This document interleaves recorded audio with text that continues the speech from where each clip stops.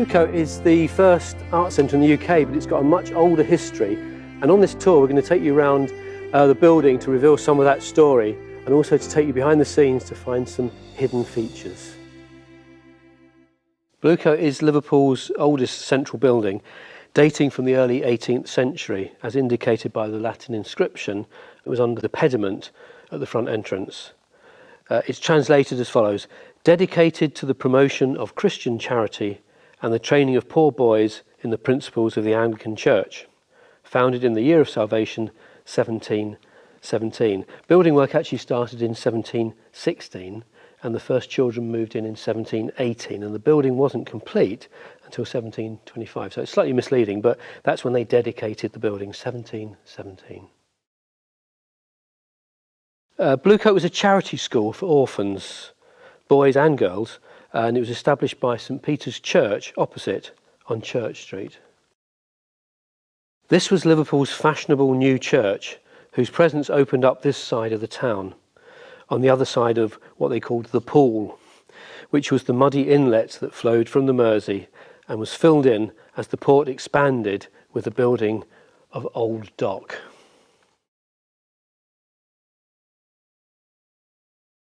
Old Dock was the world's first commercial wet dock, and its revolutionary design transformed Liverpool into a port of global significance, as ships sailing to different parts of the world could offload their cargo and turn around quickly. Bluecoat's existence and growth was closely linked to the port.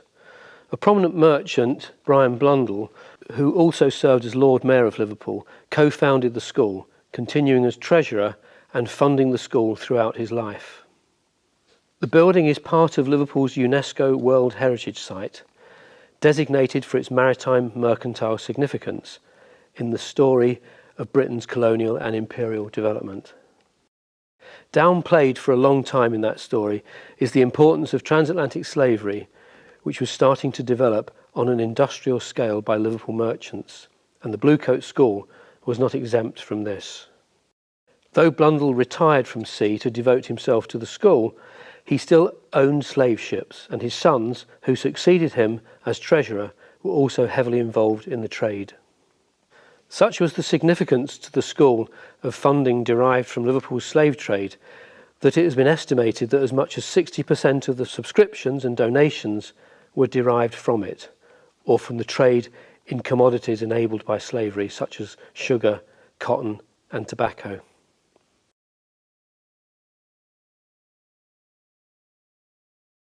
This contradiction between educational philanthropy and the funds that enabled it coming from the slave trade seems incomprehensible to us today. And so what the Bluecoat has been doing since the mid-80s is working with artists to interrogate some of these histories. A former pupil of the school, Richard Ansdell, went on to become an accomplished artist. His best-known work, The Hunted Slaves, painted in 1861 after slavery had been abolished, is now in Liverpool's International Slavery Museum. Old Dock was filled in long ago and St Peter's Church demolished in 1922. So the Bluecoat building remains the most prominent symbol of that period in the 18th century, a time of extremes of wealth and poverty, a time of enlightenment and philanthropy coexisting with the barbarity of the slave trade. As the town expanded rapidly and the school became hemmed in by urban developments, after nearly 200 years it moved to the Liverpool suburb of Wavertree, and shortly after the vacant building became a home for artists, eventually becoming the UK's first art centre in 1927. Standing in the courtyard off School Lane leading to Bluecoat's main entrance reveals how little the building has altered over 300 years. In contrast to the inside of the building, which today would be unrecognisable to pupils and staff of the school. The building is a fine example of Queen Anne-style architecture, broadly typical of English Baroque. Research suggests it was built by the engineer Thomas Steers. It has a symmetrical facade and side wings around an open courtyard at the front, bounded by a low wall, railings and gate. It originally extended in similar fashion with lower wings to the back of the building. The front facade is impressive with its large arch windows, and grand entrance, whose ramp is a recent addition. The cupola on the roof once had a weather vane of a ship, a reference to the school's maritime connections. Bluecoat is also distinguished by its one-handed clock. You can see up there. It's only right twice a day because it's stopped. From the roof, you appreciate the scale of the cupola, which was replaced after the original was destroyed when Liverpool suffered wartime bombing. You can also see how the city has grown up around Bluecoat.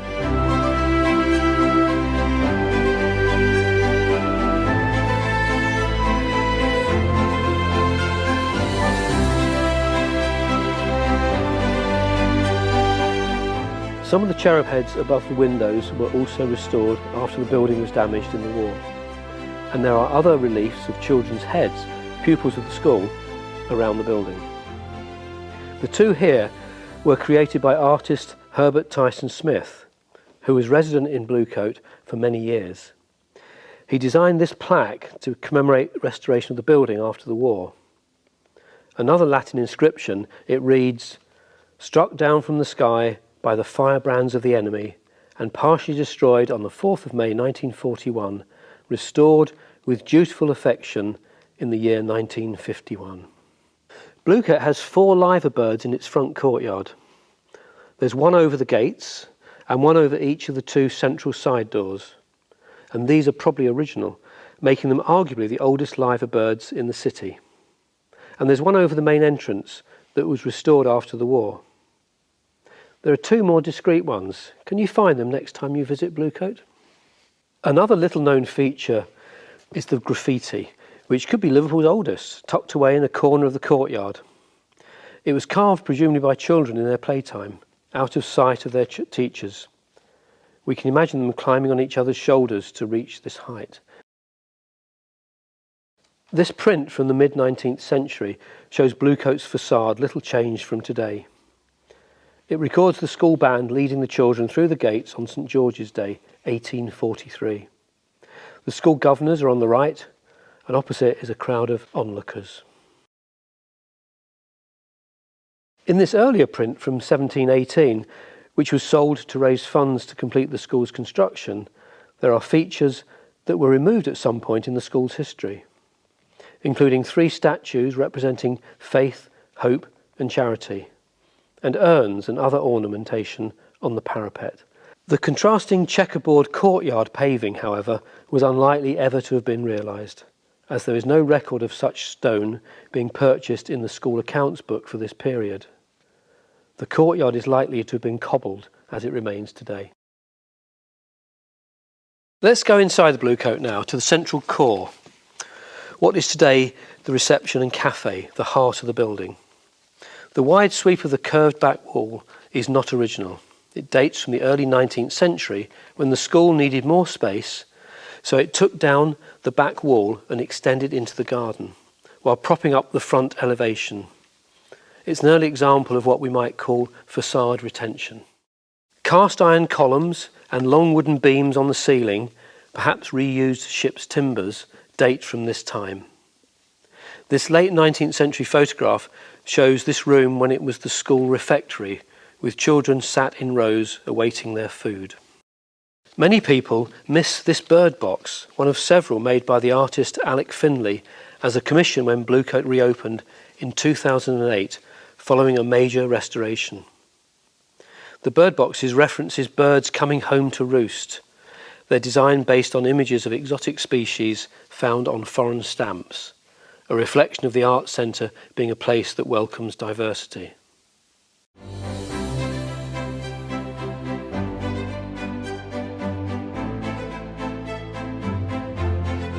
This space originally opened onto College Lane until it was enclosed in the early 19th century with a low building housing the school laundry. One side has been the Bluecoat Display Centre, one of the UK's leading craft galleries, for over 60 years. While the other was the sculpture studio of prominent Liverpool artist Herbert Tyson Smith. The wings here were originally almshouses, which the school earned income from. The buildings on this side were destroyed in the war, then patched up until funds could eventually be secured some 60 years later for a new arts wing that opened in 2008, housing a new gallery and performance space. The garden has had many uses over the centuries. An orchard and a playground for the school, it has housed air raid shelters and hosted festivals, concerts and exhibitions. It has become a much-loved oasis in the centre of Liverpool, somewhere to eat, drink, relax and meet friends.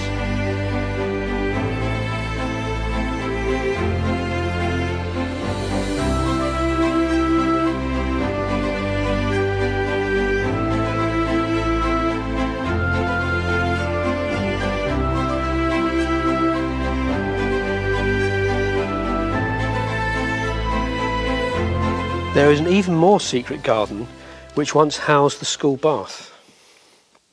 A spiral staircase leads to it from upstairs, installed as a fire escape from this wing that housed the popular Merseyside Film Institute, the region's leading independent cinema until the 1990s. This is now occupied by one of our retail tenants, Lalligras.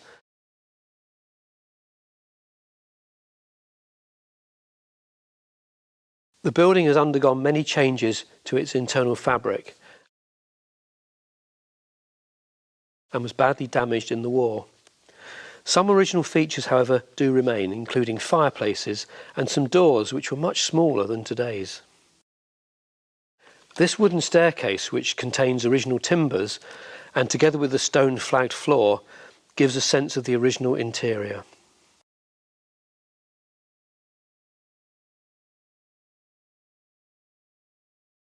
The basements that run under much of the building are too damp to use today, and some are filled in. This one illustrates the original brickwork, which extended to the floor surface. The upstairs bistro once housed the school chapel with its Willis organ located here in the centre of the curved wall. It was removed to the school's new premises in 1906 and has recently been restored. And if we just go beyond where the organ was, we come onto the Bluecoat balcony and you get this great view of the garden.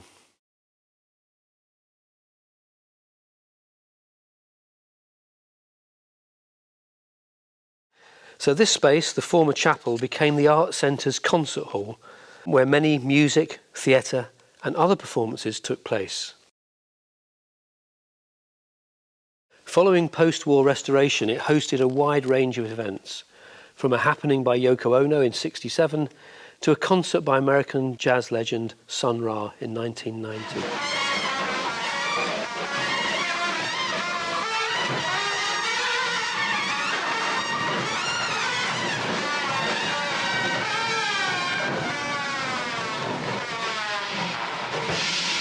The arts were established in the building in 1907 when a group of disaffected art students, the Sandon Studios Society, rented rooms here to use as studios and started organising exhibitions, concerts, theatre performances, cabarets and other events.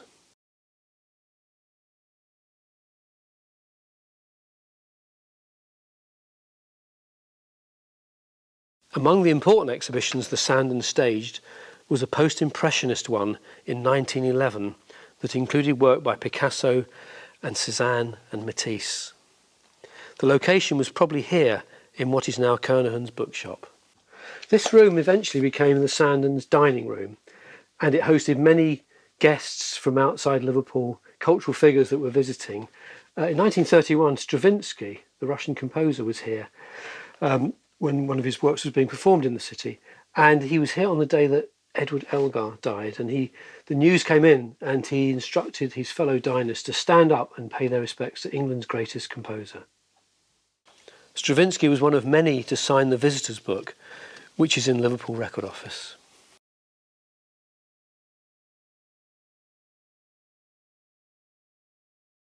The Sandon later opened a bar in this basement, a bohemian haunt where members would rub shoulders with visiting artists, musicians, dancers and other art world luminaries. With no fire escape, this was eventually closed. Today, Bluecoat's gallery is in the new Arts Wing, opened in 2008. where there is a changing programme of contemporary art exhibitions. You can also see this wall that reveals the building at different stages of its 300-year development, including cornerstones of the original perimeter wall from 1717. For 40 years the gallery was housed here, where the space was partitioned into smaller rooms. Many exhibitions were documented with slides and photographs, and you can see lots of these on our archive website, My Bluecoat.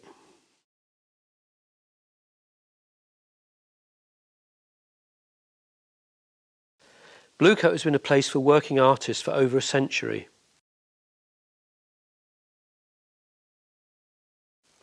This is one of our current artist studios, occupied by Pete Clark.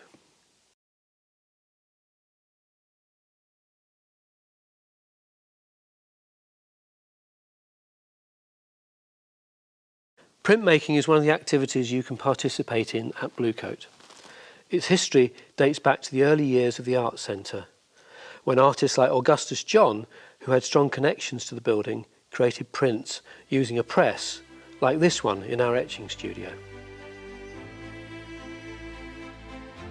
A lot of participation activities have taken place behind the scenes in the building.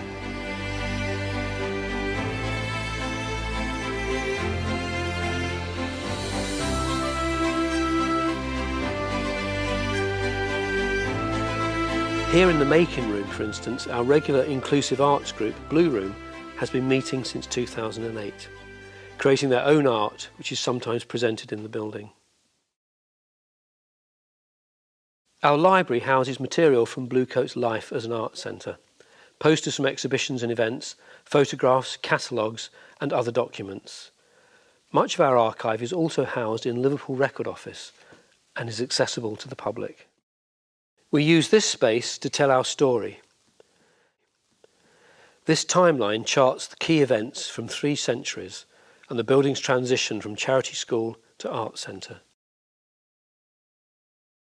Temporary displays from our archive are also arranged here, presenting different aspects of our history and current work.